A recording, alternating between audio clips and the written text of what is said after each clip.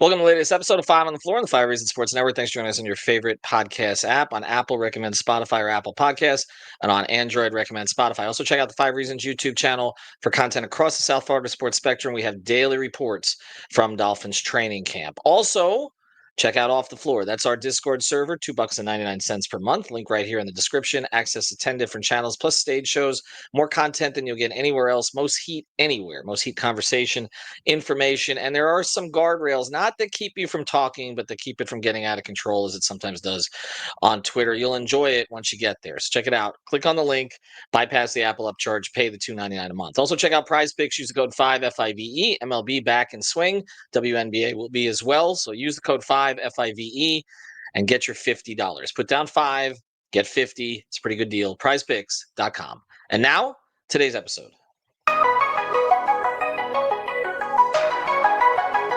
Mercy, luxurious, Heat Nation,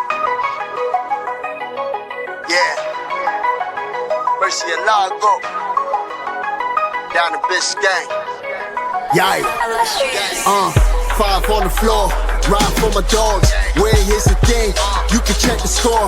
Hustle hard, couple scars, wearing bubble frogs. down to Biscayne. Kept the flow playing, got it all band. Y'all seen the block, stop with one hand. And Pat we trust, it's power, have the guts. We're here to bring the heat, y'all can hang it up.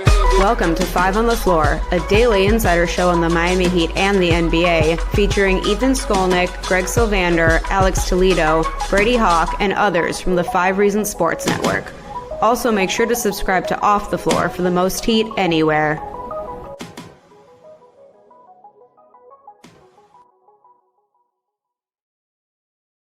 All right, welcome back to Five on the Floor. Here's today's floor plan. I'm Ethan Skolnick. You can follow me at Ethan J. Skolnick on the Five Reasons Sports. I got Brady Hawk. You can follow me at Brady Hawk 305. We got a lot of episodes that are up, so catch up on everything. Most of what we put up lately is not really time sensitive. So, like best case scenario, worst case scenario for the Heat season. Greg and I did those 2 episodes. Those are there. Brian Fonseca and I went through the Terry Rozier situation. Brian has a different perspective on it than some do, so that's worth listening to. A recent episode I did with Sean Rochester and Mateo Mayorga about Eric Spoelstra becoming more outspoken publicly this season. They had a good debate, so there's lots on there. Make sure you check it out. Brady and I today, you can follow me at Brady Hawk 305, me at Ethan Skolnick, or excuse me, Ethan J. Skolnick over Five Reasons Sports. We're going to go through the 2-man pairings that we're most interested in watching this season. Now, I threw this on Discord, and of course, I got some answers like Bam Adebayo and Ira Winderman. We're not taking that one. Terry Rozier on the bench, we're not taking that one either. There's actually other ones related to that we're not going to use. But we're not going to do any of that. Of course, Reed and Crotty, yes. I mean, we've seen Reed and Crotty together, so that one will continue. And of course, Eric Spoelstra and the media. Others want to see that. I don't know why you'd want to see that. But Brady, we're going to go through your 5 2-man combinations on the court we are most looking forward to seeing. I have a feeling that one player is going to be prominently featured in here in at least 1 or 2 of these, just because we haven't gotten a chance to see it. But what's your first? Yeah, I'm going to start somewhere else before we get to that specific player. So, like, the easy one we could do here is, like, Bam and Herro and those type of 2-man combos, but I'm kind of staying away from those because, I mean, we've seen that for how many years now. The first one to me that I'm interested in seeing, and just because I liked what I saw last year from it, is Nikola Jovic and Khalil Ware. We've talking so often about the starting lineup this season, about specifically the backcourt who's going to start. In the front court, we think it's going to be Khalil, but I know you've made the case. You think it could be Jovic in there at the 4 possibly. But it's not really an either or thing for me. It's more so finding ways to stagger beyond that where Jovic and Wear link together. I want to see those guys play a little bit more often just because I think there's just a little bit of versatility there offensively that you can get to that you just can't get to with other lineups that number one, Jovic was one of the few players in this team that could really find Khalil on the roll where they would run stuff off a secondary action and Jovic could fly off a screen and can hit the lob pass over the top. You have the fact of just 2 big players that have the ability to just do different things on the opposite side of the court just to kind of give them a different look. And I could, a lot of these pairings that I'm going to talk about, I could add a third player too, because I feel like the third player kind of makes the difference in a lot of them. I don't know if you like last year, the big lineup that we were talking about a lot was Jovic and Wear with Herro. I mean, Herro was kind of there was a big grouping there where they had really a ton of positive minutes together kind of as a whole. So I'm just interested in that together. As the big question this year is going to see the growth of Jovic and then what Kalel kind of turns into in his second year. If those two can grow side by side, where it's not, Kalel over here and Nico over here and seeing different attributes that grow. And it's like, okay, well, these two guys, when they're on the floor together, make each other better. I think that's important. That's kind of an interesting thing to kind of keep track of. And defensively as well, we saw Nico grow on the perimeter. Kalel's still, learning by the rim, kind of containing and doing all the stuff that we talked about in Summer League. It's just one of the few, because there's a couple dynamics that we're going to bring up where you have to put certain guys around the two guys to make the lineup work, right? Like there's just a lot of those pairings that you could talk about.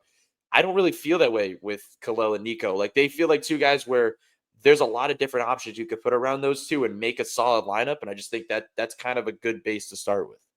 One of the things that Jovic talked about last year when he started playing with Wear a lot was that it was easier to play with Wear on offense than to play with Bam. Not that he was disparaging Bam, but that with Wear, you kind of knew what Wear was going to do. He was going to dive to the rim.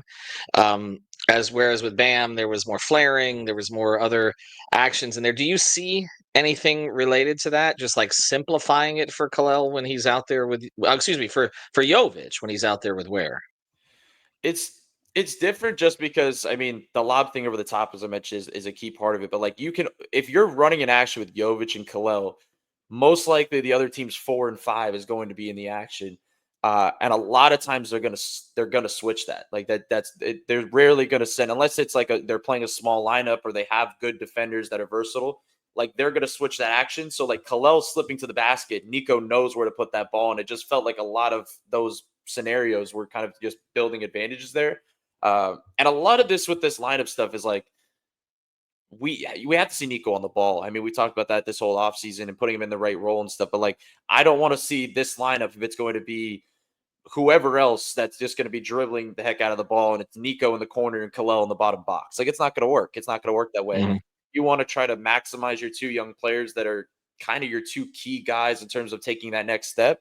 You got to use them on the ball. You have to prioritize them offensively. And it felt like there was just a natural chemistry, as you said. Like Nico just kind of fit right in with Kalel in a way, just because there was Kalel when he comes off a screen, like he's waiting for the ball. I mean, he's kind of eyes ball handler. He's like, okay, this is kind of that's just what you should do as a big man in general. And Nico, when he comes off a screen, his first thought isn't to pull up into a mid-range jumper. His first thought is to make that pass on the roller. So I just think there was like an interesting chemistry there, and I'm just curious to see what they could build off of there. All right, let's get to number 2. Are you still staying away from the core new player? No, there's definitely a couple that I'm thinking of with this group, but I'll say this because I'm going to go with Powell and Herro. I think that's kind of the number one thing that I'm interested in seeing this season. There was an interesting number I was looking at. One of the better net ratings, I'm going to wait for the other one that was the best net rating with two-man pairing, but one of the better ones actually last season was Herro and Alec Burks, who had 120 offensive rating and 109 defensive rating. We talked about on a previous podcast that, I mean, Duncan and Herro were good together offensively. It was just that they couldn't really play for long pockets of the game because of defensive stuff. But Herro has always been better when he has that extra backcourt mate that is a shooter and a scorer. With that said, you're kind of adding Powell, who is a better version of both those guys as a scorer in general. There's just a real possibility here to kind of find an offensive rhythm. And I know we did a whole podcast on this stuff with Powell and Herro, so I won't go too deep into it, but it just seems like there's an ability here where I just think back to Burks specifically, because Powell is not Burks, but I think about the easy opportunities he found in the corner, where like every game, it just felt like Burks was finding open pockets in the corner. And a lot of that was Tyler getting 2 feet in the paint and kicking out and just playing that certain style. It wasn't like Duncan was somebody's flying off handoffs, as we know, and doing all that type of stuff. Burks was doing a lot of stuff off the catch. And the reason he was open off the catch, even being as good of a shooter as he is and defense not want to help off of him, you were forced to, because it's just the dynamic of what happens with Tyler and Burks in the backcourt. That's just what's going to happen with Powell and Herro, except you could kind of switch on and off with it, where Powell's the guy that's getting 2 feet in the paint and Herro's in the corner, or you could do it the regular way.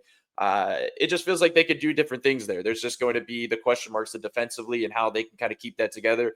This is one of those lineups, as I just mentioned, like you have to have the right lineup around it. Like you can't just throw 3 random guys next to these 2 guys and make it work. Like you have to have the right pieces in these lineups to really maximize it. And they have I mean, we can go down the line. They have some guys that I think can make that lineup work and they can figure some stuff out. So I'm just interested in general to see how their chemistry is going to look because, look, I think we can both agree that the Terry Tyler thing, even at its best, so I mean, there was pushback on that, but I don't think it was as clear as a fit as I think Tyler and Powell is. Just because I think Tyler's better with a shooter. I don't think Tyler's better with somebody that's just pounding the ball into the floor and taking step back jumpers. And even when before all this stuff happened, that kind of, that was kind of the case. We didn't know what the starting lineup would be. We didn't know how the fit would be.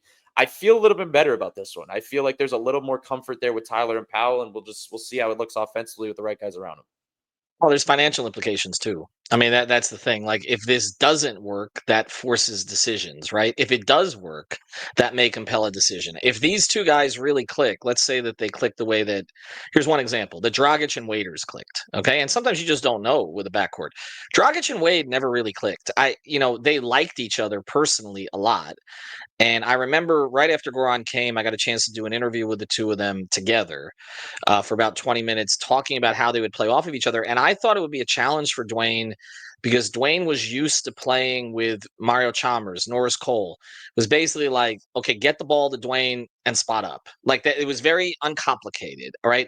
Goran, of course, we know he could spot up, but you were better with him and the ball in his hands. Okay, that's when he would get a rhythm. I was surprised how well Dragic and Waiters worked. Like that one, they clicked immediately. I don't know if it was because Goran had adjusted the things by then, but they looked better together, the whole 7-11 thing, than Goran and Dwayne ever did. And that was even during the 15-16 run to the second round of the playoffs and to Game 7, where the two of them had to carry because Whiteside and Bosch were out. So I'm interested to see how this looks. I think they're interested to see how this looks because this does influence what you do. If they look great together, you may be more inclined to pay Tyler.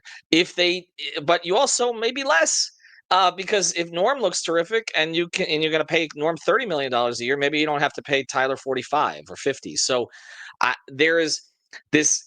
It's going to be very interesting to see how they connect on the court, off the court, because there is this sort of underlying issue of how are you proceeding with one guy in the last year of his contract. All right, on the other side, we'll get to your last three here. Before we do, we want to mention our friend Lynette. You can find her at insurancebyLynette.com or A Aggressive Insurance Agency, the insurance agency that works for you, based in Lauderhill to service the entire Tri-County area.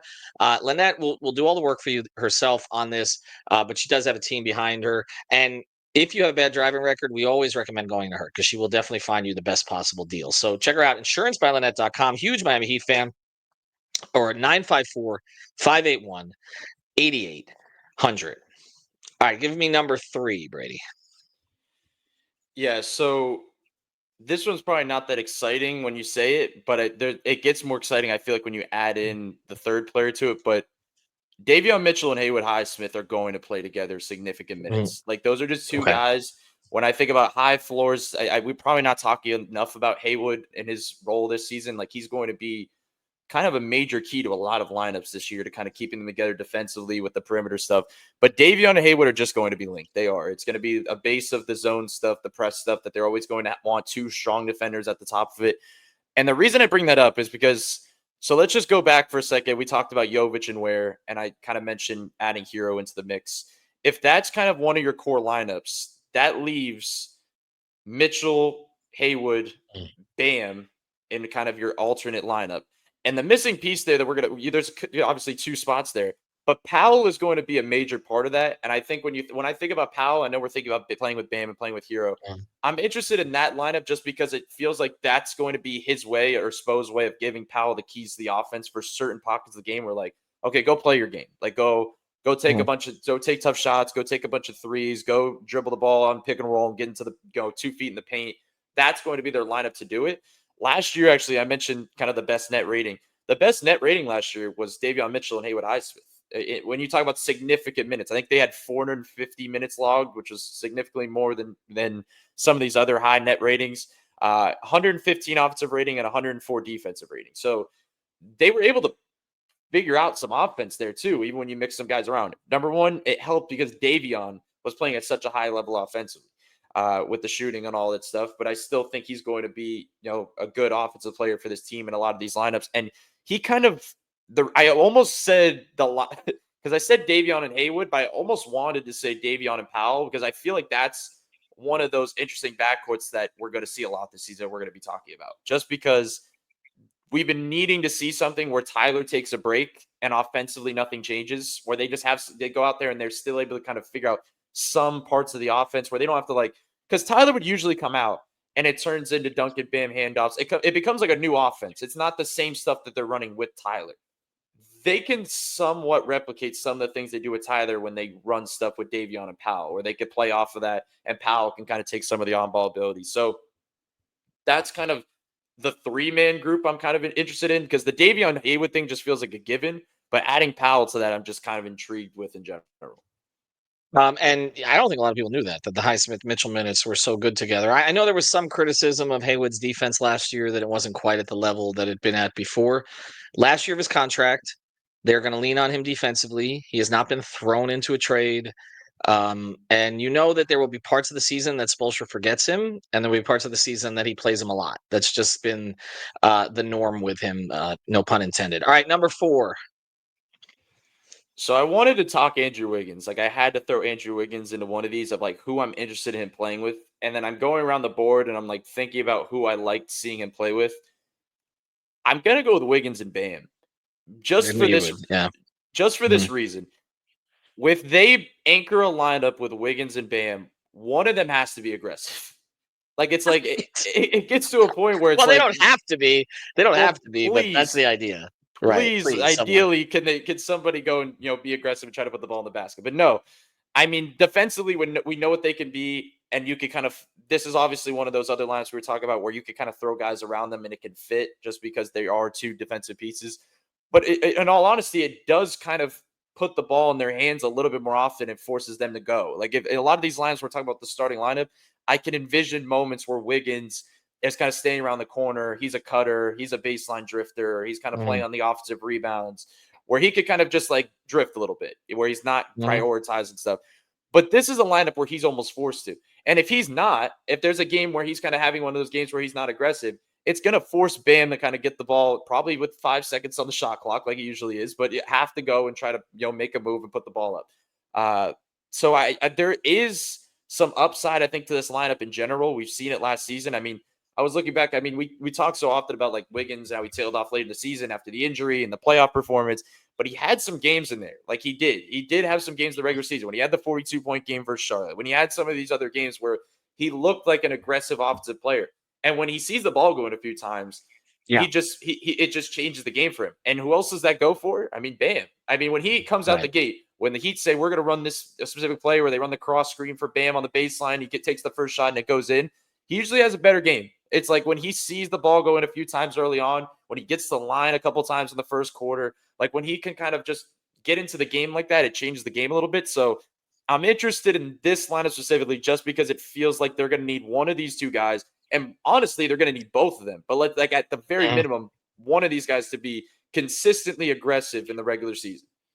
And to the point, when Herro is off the court, that's when you're going to need to see this, because then more of the actions are going to go towards them. And you and I don't really want to talk about Bam and Herro because, like you said, we've seen this year after year. Although I would like to see them get back to better efficiency on the pick and roll between them, because at one point they were really good there. And then it's like the league figured it out. I haven't looked at what the numbers were last year. I know they dipped quite a bit the year before. It didn't seem like they had quite the same effectiveness that they had.